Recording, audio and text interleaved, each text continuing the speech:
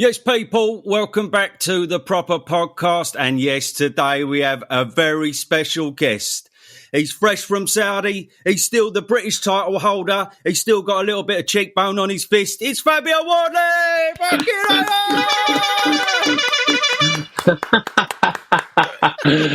It's fucking mental. What's going That's on, the Fabs? best intro ever. Best intro ever. I'm requesting that every time I do an interview now, 1000%. Mate, this is a bit different to normal outlets. The normal outlets are professional. We don't know how to be professional. We're just a bunch of fucking donuts. But it's great to have you here, bruv. How are you? Fresh from Saudi. What's going on?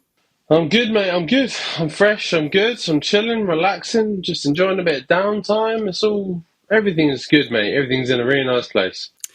Now, all jokes aside, good news. Big Frazer's okay. Have you heard the news about that? You spoke to him at all, or do you not bother doing that after a fight? Yeah, no, look, it is great news that he's okay, home, safe, healthy, or healthy as can be, at least with his family and stuff, and just resting, recovering, getting himself back to good, which is fantastic news. I have reached out. I dropped him a message just to say, look, thank you for everything. Thank you for those rounds. Thank you for the time we shared in the ring. It was special to us, but special to boxing.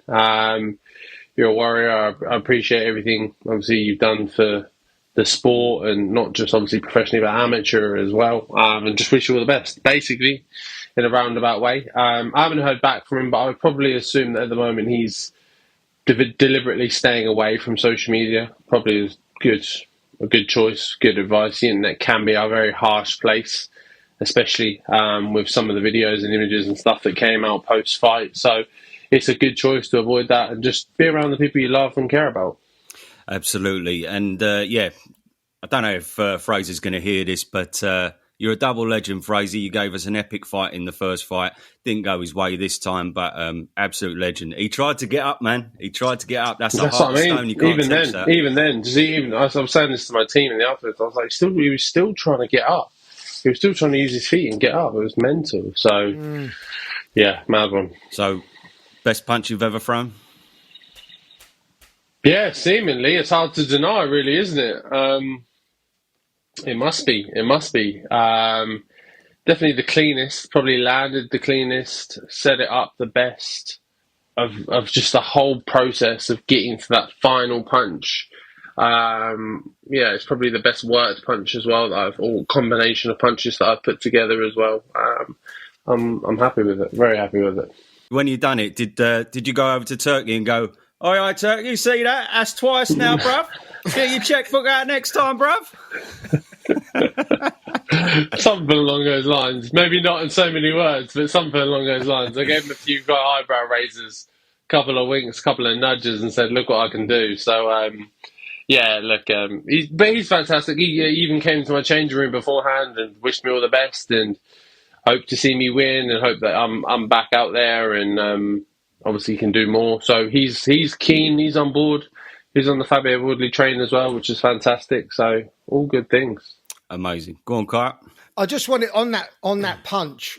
Obviously, going from the first fight where you probably done your beans a bit too much trying to get him out of there in the first 6 or 7 rounds. How difficult is it when you know you've wobbled someone? Obviously, you're the type of fighter where you're just going for the kill. You just want to take his head clean off his shoulders.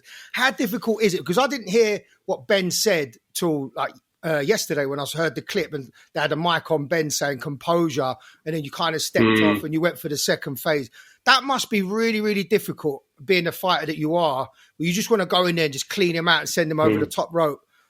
How do you control that? Like, just explain those emotions and you're going through it in a fight. Yeah, it's a hard one. It takes time, it takes practice, it takes awareness, it takes kind of being in the moment in the ring and focusing, and just not letting your emotions and how your natural kind of instincts take over. It was something that was very much drilled into me as composure, relax. Because ultimately, that's what really messed me up in the first fight. Because I had him hurt a bunch of times, and I just stormed in and went crazy and just hook and just throwing.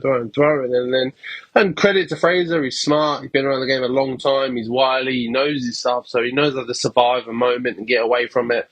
And by then, I've blown my load, and he's on the other side of the ring, and now I can't get him out of there. And I've got to try and then survive another 6 rounds myself with a half-empty gas tank. So, yeah, it was about composure, doing it properly, doing it in the right way, doing it a bit cuter, just paying a bit more attention to the details and not getting lost in the, I've got him hurt, it's time to go.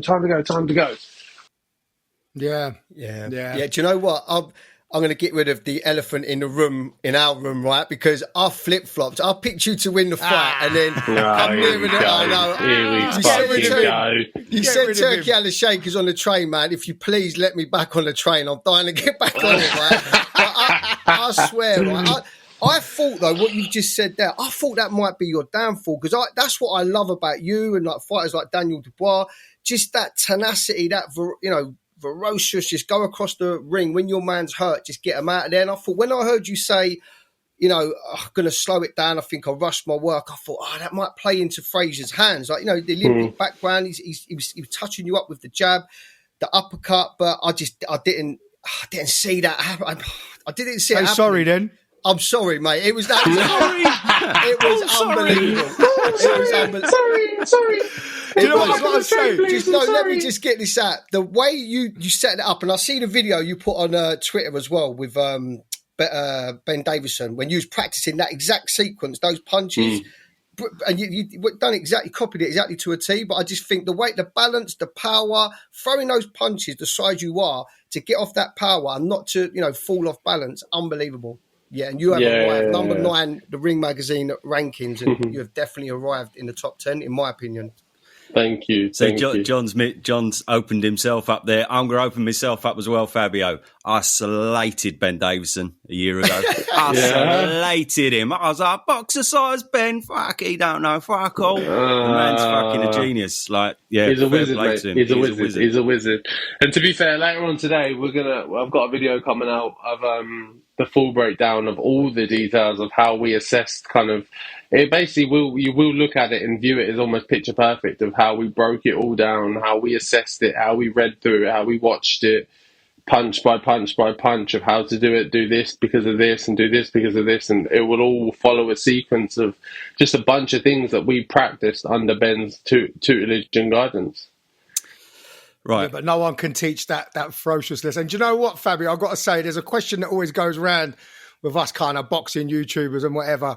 Who's your top 3 fighters you'd have by your side if it all kicked off in a pub? You can't choose us 3. You've definitely made my top 3, mate. I've got you, Fabio. I've got Nick Ball, because I think he's just unassuming, isn't it? He's just like take out 6 or Terrence, 7. And then Tony Bellew or Josh Taylor, just for that angriness. So I'm going to throw that question over to you. If it all got come on top and you had to pick 3 fighters, past or present, who would you pick to handle business? I'd have Dillian White. I knew you was going to say that. I'd have Chisora. Yeah. But they might fight each other. I've already seen what you could do with a delivery driver, so I'd like to see what you could do if you got into a scrap. Third one, who's a bit nuts? Who's a bit mental? You just need a bit of a head case, don't you? That's what I'm saying. Josh Taylor. I've got Josh Taylor. I think he's a lunatic. I'm trying to think of the lower weight who's a bit off their tree. Florian Markham. Scott Fitzgerald. He was off his tree. He was good. Yeah, to be fair, honestly, Scott Fitzgerald, I miss him. I really do miss him. Yeah. I think that decline is really, really sad because I really miss him. I thought he was a great character for boxing. So, yeah, I'll take Scotty boy. Right, Fabs.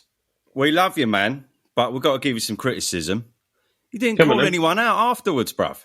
We wanted you to go, I want him, fucking bring it on, but you didn't say That's only for you bruv. lot. That's all it's for. It's only for you lot so you can clip it and go, say he wants him, look, exactly, do this. It's all about the views. Pussy and views, as they say. So, go on. I'll ask you in a sec. Anyone who wants to fire away a question now? Who he wants next? Go on, you must have had something. Well, I've already said it in the podcast yesterday. Who I think it's a perfect opponent for Fabio next. I believe there's a 5v5 in February, and I think the next opponent. I mean, look, I would throw him in there with the top. When you hit that hard, you can throw him in there with anyone. He's going to be dangerous. But I think a good next level up maybe could be someone like Justice Hooney on the 5v5 in February. I think that would be good. Really? And then go back and you weren't keen on that, was you, Unc? No, I think I could beat Justin. I think that's a good. Fuck me. He just struggled with Lorena. He struggled with Lorena, bruv. Come Eddie on, hasn't got Fabio, any other miles heavyweights. past that. I'm thinking about the 5v5 maybe on the undercard of Joshua Dubois rematch. It could be a decent one. What do you reckon, Fabio? Yeah, maybe. Justice is a name we've actually played with in the past, to be honest. Never had any solid conversations. It's just been one we've discussed. So, yeah, potentially could be. I'm not really. It's funny because everyone goes, "Oh, who do you want? Who do you want? Who do you want? Who do you want?" And I was like, "I want a world title. That's what I want." So whatever path I pick and who's in the way on that path is then the question of who I want. That's what determines it, not just picking out random people out names out of a hat kind of thing and thinking, yeah, fuck it, that'll be a good scrap. It's who's gonna lead, what win will put me in the right place. Because you're 29, right? 18 wins, 17 knockouts. Because there's an argument, because I nearly flip-flopped. I nearly came back when I heard you say that in your short time, from whatever the white-collar route, you've learned all of this to get to this level where Frazer Clarke, he's had all this time in the amateurs and he's at that level. And I thought, when you say it like that, in terms of you're learning quickly on the job, but you're saying you want to go for world titles, so you're saying any of these guys in the top 10 is going to lead to it. Is there no way you want to just maybe, I know I heard you say you'd fight Johnny Fisher because, he's a friend, but if the money's right, there's Moses Atoma. I know he's trained the same like Ben Davidson. Yeah, that's impossible. Is it impossible? Of course it's the Moses one is impossible. We've literally got the same trainer. So unless we're going to do fucking odd and even rounds and Ben's going to run back and forth, it's a bit, that don't really make a lot of sense. You see like Hergovich and Jared Anderson and that, they're coming off losses. So it's like, I don't want to see you go in there with someone. I do hear it. It's there does need to be, I think, don't get me wrong, I do think I need some kind of middle groundy, gatekeepery, fringe world level kind of guy before I then start jumping after the top dogs or those that higher echelon of the top 5 or whatever else. But again, who and when are they available? When do they want to fight? Do they want to fight?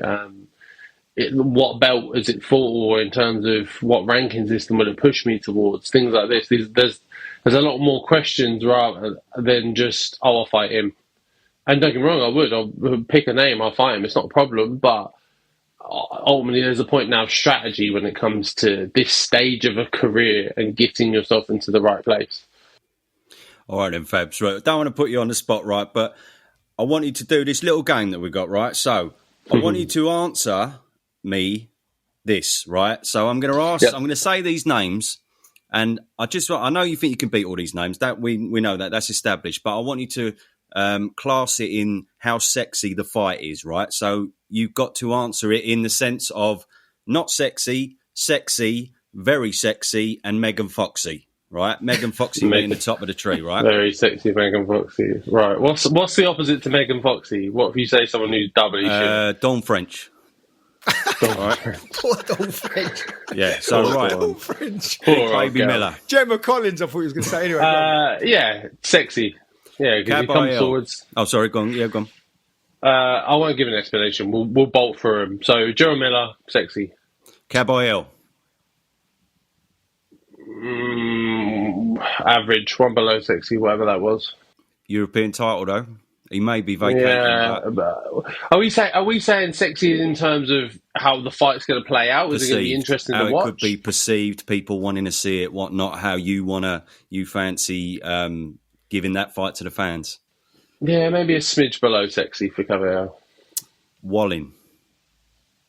Underwhelming. Not Dawn French, but one up. I think I know this. I know the answer to this one. Solomon Dakers. Dawn French. Dawn French in 30 years. Yeah. How about the latte rematch? Dawn French in 25 years. Yeah. All right. Hergovich. Yeah, sexy. Parker. Fireworks. Very sexy. Megan Foxy. That's not a call out, and as well, because a lot of people are saying I'm calling him out, and I'm not. I love Joseph Parker. He's a good friend. But I think we'd clash very well. Right. I want this one, Fabs. I think it's a fucking blinder. Guido Vianello. Yeah, I've heard the name banded around. I've sparred him. He's had a bit of an up and down over the last few fights and stuff. Lost one. So yeah, it would be. I think it would be relatively sexy. I think the hard thing about him is he's relatively unknown to the broader boxing audience.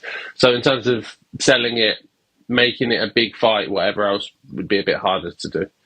You two have got a similar style. That's why I say it. You're both absolute warriors. So I know people don't know a great deal about him, but I tell you, that would be an absolute firework fight. Right, Chisora. Megan Foxy. Yeah. Megan Foxy. We've got to fight for the name. I'm waiting for a call off him as well to come tell me off or have a go at me for stealing war. But I think he's got one coming up soon in Manchester. And then he says he wants one more. And if I'm the last one and it's the Battle of the War, the name War, and if he gets to take it to the boxing grave with him or I get to carry it on, then it'd be a decent one. Might be taking that away from your manager there, by the way. But anyway, 3 more. A Jagba. Yeah, sexy. Yeah, a decent fight. Jared Anderson. Sexy. Good fight. Deontay Wilder. Boston one up. Very sexy. That is very fucking sexy. Megan Foxy lesing off against Jennifer Aniston. That is fucking ridiculous, man. Foxy in lingerie. Yeah. That is Megan Foxy, that one. You don't know what the fuck's going on. Any minute, someone's going to sleep, so you don't know what the fuck's going on. I think the problem, though, is you're going to find is doing that in the first round and creating a viral moment like that. People are going to want money, aren't they, to get in the ring with you? Yeah, it's hard. That's half the problem. How difficult is it going to be? I bet you wish that would have gone like 4 rounds or something. And no, or maybe not. You see the last. I'm just saying, in terms of getting the next fight. Did you see the first fight? What the fuck? We was there, mate. I watched it back the second time, and I was like you, Fabio. I'm like, I don't remember him hurting him to the body there. I don't remember that. I was like, honestly, that's what I did on Fight Week. I watched it back so many times on Fight Week, and I was like, oh, I hurt him those there. But because I was so sucked into the occasion, the moment, the big event of it all, I wasn't focused enough to pay attention. Yeah, hopefully Frank can pull some strings and get a big one for you. Yeah, anyone can. Uncle Frank can. Pulling you up on something as well. The last time we interviewed you, we said Frank or Eddie. You went Eddie. I change your tune, boy.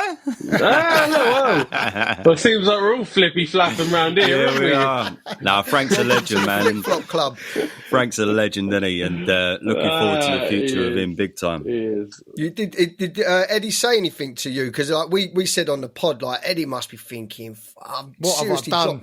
What have I done? What happened there? Yeah, look, we just came to a mutual end, and when we came to speaking about how we wanted to move things going forward, we weren't on the same page. And it was nothing bad. It was nothing malicious. It was just, I want this, you want this. I don't think that aligns. So thanks for everything, but I'm going to do it my way for a bit. Good for you. And then I did. But I spoke to Ed all through Fight Week as well. Spoke to him, saw him. I've still got a great relationship with Eddie Hearn, with Frank Smith and those guys. I still catch and say hello to him. We still chat and catch up and whatever else. Like, we're still cool. There's no issues at all. It's just I make decisions based on what I think is best for me. And if it doesn't align, then I'm not going to do it. You got it, man, and you've earned to be the master of your own destiny after what you've been doing lately. So fair play to you. Thank you, mate. Did you see Beterbiev versus Bivol? I did. Who won? I did. Yeah, good. Great for us as boxing fans. Nice back and forths. Nice, some real nice, classy display of boxing skills. Who did you think won? For me, I thought Bivol. I did think Bivol. I wouldn't scream robbery either side. I think that's unfair. You're always going to get a relatively close fight between two such high pedigree fighters.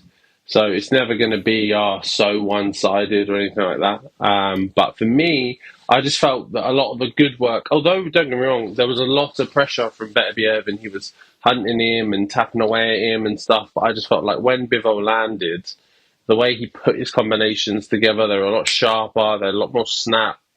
They seemingly did a lot more, but who knows? Who knows? It's what you like at the end of the day. It's what you pick and what you like. And did you see Ben Whittaker's fight? I was going to ask him that. I was in the car on the way to the venue while that was going on, and I saw a little bit of it on the phone. I think I saw the last round before, obviously, Vince McMahon turned up and turned it into a WWE show and threw everyone out of the ring, Royal Rumble style. So, yeah, mad one. What was you going to say, Kai? I was going to just say, look, I don't expect you to throw other fighters under the bus because you're a fighter, but I mean, look, you can be diplomatic in your answer, but how do you see what happened at the end there? I don't know. You can only speak. It's a shitty question. You don't have to answer. You can only speak from yourself, and I don't know. I've watched fighters, other things happen to other fighters, and them still get up. I think if anyone remembers it a while ago, Jordan Gill got DDT'd in the middle of the ring. Yeah, we forgot about that. Yeah, and he still got up, carried on, fought on, and actually won that fight. So, like, you've seen some mental things happen in the ring, and people carry on. But it's not to slate Ben Whittaker at all. You just don't know the extent of the injury. If you have 1 foot trying to bounce around in a ring and do whatever, especially with his flashy start, it's just not going to work. But you did see like the likes of like Hay carry on with like one Achilles for 6, 7, 8 rounds or whatever he did. So I don't know. Fair enough, man. When do you want to be back in the ring? Early next year, I think. Early next year. I've got some downtime. I've got some holidays. I've got some family to see that I've neglected over the past kind of 4 or 5 months and things. So just some good, wholesome family time and me time and that to pull myself all back together. Kind of give you a little bit of a nudge and remember what you do it all for. It's not all just for the lights, camera, action. It's for the happy faces and the smiles that you give your family and them being proud of you and bits and bobs. So just checking in with all of those guys, giving myself some R&R, and then obviously crack on back to work in the new year. And just lastly, if we gave you the option now of in your next fight, you selling out the O2 in London, or your chief support to something like, I don't know, Fury Joshua next year, which one would you choose? Which one do I get paid more for? Okay, yeah, fair enough. Simple as that, isn't it? Come on. I can't believe people had an issue with you and Fraser going over there. So, there was people saying it should have been in the hotel. Look, I understand their point. We are, as UK fans, as boxing fans, we are missing a bit of them, obviously UK shows and not being able to go to them and stuff. So I do understand the gripe, especially when the British title is on the line. But you got the first banger. I gave that one to you, and I think we earned the right to go away, go abroad, and get a few extra quid in our pocket. But I do understand boxing fans wanting to be able to be there in the atmosphere and be in the moment and share it with you. But ultimately, it's a decision of either. Sometimes, in a lot of circumstances, with other fights that we've seen, either we never get the fight at all, because it would have to happen in Riyadh, or we do get the fight and it just happens over there. So one or the other. Do you want to see the fight at all? You might have to watch for your TV, fair enough, but at least you get to see it, or just never get to see it. Well, which one is it?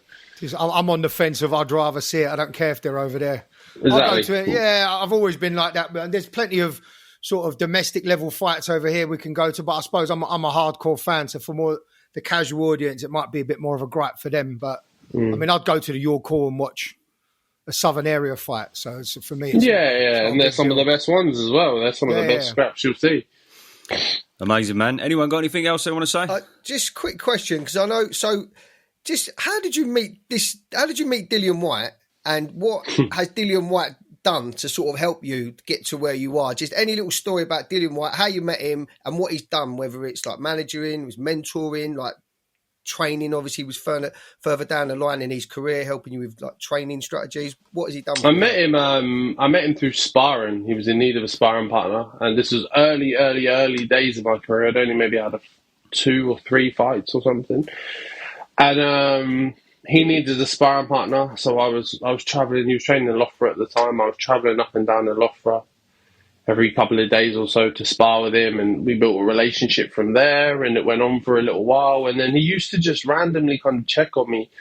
He's got this weird brain where he would like remember that I've got a fight in 3 months or whatever, even though he's got all of his own stuff going on. He'd message me a couple of days before, a week of whatever, how you feeling, you ready, whatever else, and check on me after, like, oh, I saw you won, done good, blah blah blah blah blah. And I just thought, like, rah, like, you've got, like, he's just come off, like, fighting Joshua and doing this, that, and then these massive fights, and he's still got time to pay attention to me. Even before I was signed to him, I was just a geezer he'd been sparring for a bit.